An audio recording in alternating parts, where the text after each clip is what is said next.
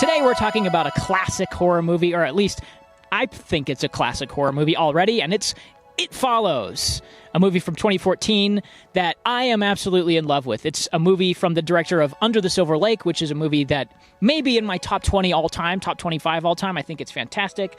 And this, while not as good, is still a fantastic little horror movie. It's an incredibly effective, low-budget horror movie about people getting hunted by a sex monster. When I first saw this in 2014, I saw it as a movie about safe sex and STDs. It's literally a story about teenagers who don't practice safe sex, and then a monster comes after them.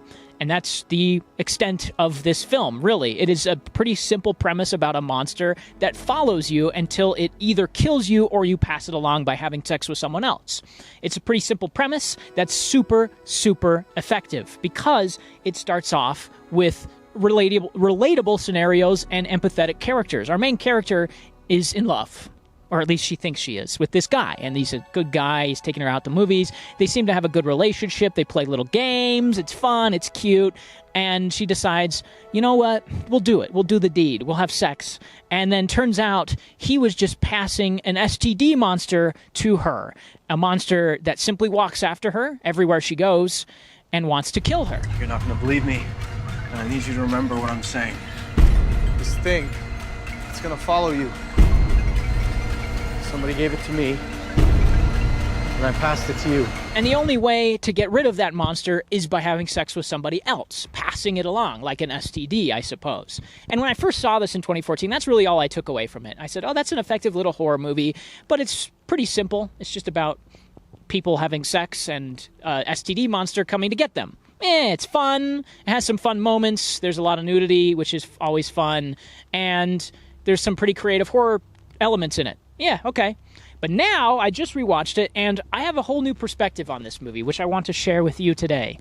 So besides the sex things in this movie that I've already kind of addressed, I think the biggest takeaway from this for me now, which may be just different life experiences from 8 years ago, I see this as a portrait of trauma, in fact. Of course, there is a lot of elements of having safe sex and sex monsters and being careful and all this stuff. But this is a pretty clear portrait of trauma and trauma haunting people. Hello? Hello?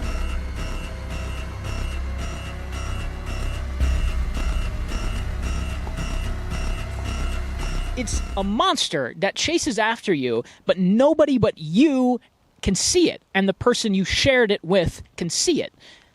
Trauma? Anybody? Trauma? Yes? You're the only one that can see it. You're the only one that can point it out, and nobody gets it. There's plenty of scenes in this movie where people are like, what do you see? Why are you freaking out? Why are you having a panic attack? And she's like, oh, my trauma's here. Pretty interesting metaphor in that regard.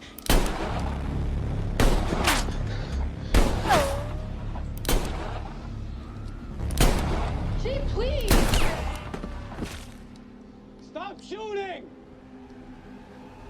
And that trauma just chases them everywhere they go until they share it with somebody. They open up about it. They're vulnerable with it. And it isn't just... There's moments throughout this whole movie where our main character, Micah Monroe, is trying to pass it along because she's fed up. She doesn't really believe in it at first. And then after a couple encounters with it and close calls with it, she's like, okay, I do need to pass this along. And she just tries to pass it willy-nilly to just random people. Whoever will take it, just take it, just take it. But she realizes pretty late in this movie that that's not effective.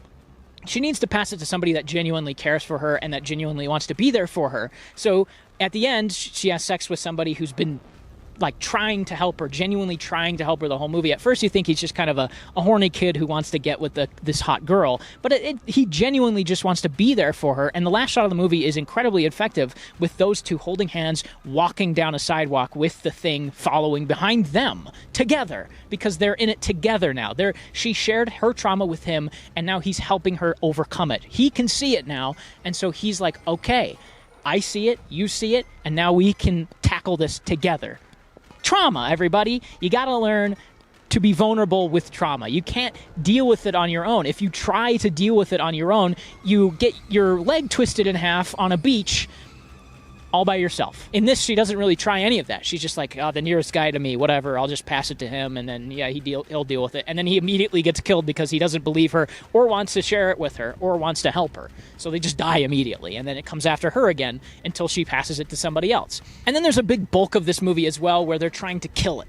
All these people can't see it except for her, and there's many parts of the movie where they're trying to just push it away from her. There's a part where a guy slams a chair against it and it just pushes him off. There's a part when they go to a pool and they're just like throwing things in this pool trying to kill it. They shoot it a couple of times and it doesn't die because you can't deal with trauma like that. You can't deal with an STD like that if that's what this is about. So the thematics of this, I think, are incredibly potent. I think it works super, super well. But on top of that, it's just a genuinely well-made horror movie, too, that has some sequences that are spooky.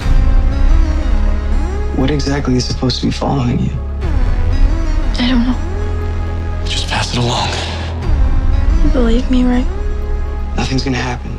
It's also a really well-made movie, which I haven't really talked about too much. The cinematography is great. There's some really wonderful spinning cameras. There's some great one-ers. There's some awesome music. Disaster Piece absolutely destroys this score. It's one of my favorite scores in any horror movie ever, I would say. Performances are fantastic. And the characters are really, while not super well-defined, and that's one of my biggest problems with it, they're at least relatable and empathetic. I enjoy watching these people because of what they're going through, because what they're going through is so relatable. It's just a great little horror movie, and if you haven't checked it out, I would highly recommend it. It's a little triggering, obviously, but, you know, that's trauma.